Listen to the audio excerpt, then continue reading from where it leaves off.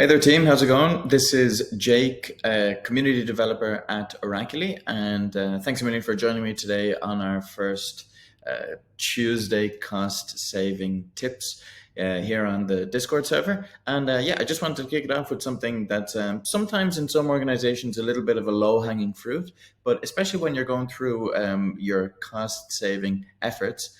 Sometimes it's a really good first place to look to see if there's any fat that can be cut, and yeah, just some general efficiencies that can be found. So without further ado, let's go over to Komiser. So I'm over here in Komiser in in the storage tab. If we just scroll down, we're going to go down to the EBS section. So this is Elastic Block Storage, and we're just going to have a look at these two widgets. Really, we're going to be looking at the total amount of EBS volumes, and we're going to be looking at the amount of EBS volumes that are used, because of course we always want to be using the EBS volumes that are present in our account, which means that we have an EBS volume attached to an EC2 instance.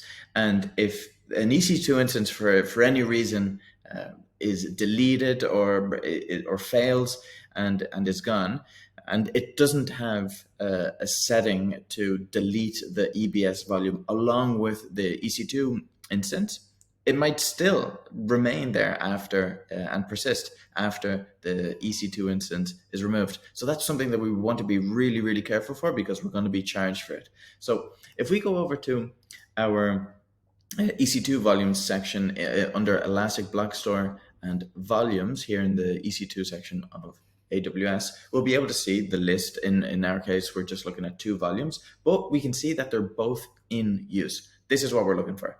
And if there's anything that's not in use, we're not going to see it as unattached. We're going to see it as available, which means that it's not attached, it's available to be attached.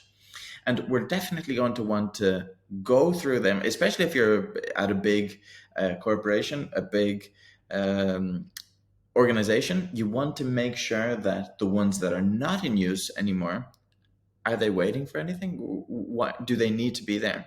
And if they don't need to be there, take a snapshot of them and delete them. And you can do that by, of course, you would first have to, before deleting, you would have to unattach. So you would detach the volume, and then you would proceed to deleting it.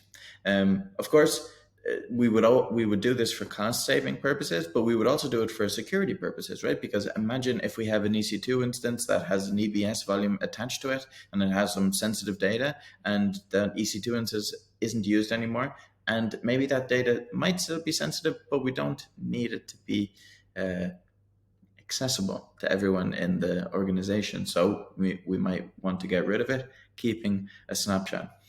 I do understand that snapshots and managing snapshots, especially if you're working with a lot of storage, a lot of EBS volumes, can be cumbersome. So I would definitely recommend following the AWS recommended guidelines here by automating EBS snapshot storage and management using Data Lifecycle Manager. I'm going to also attach this down to the post that is going to be part of the first cloud cost savings post on the Discord server.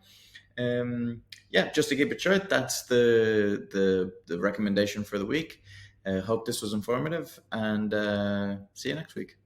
Bye.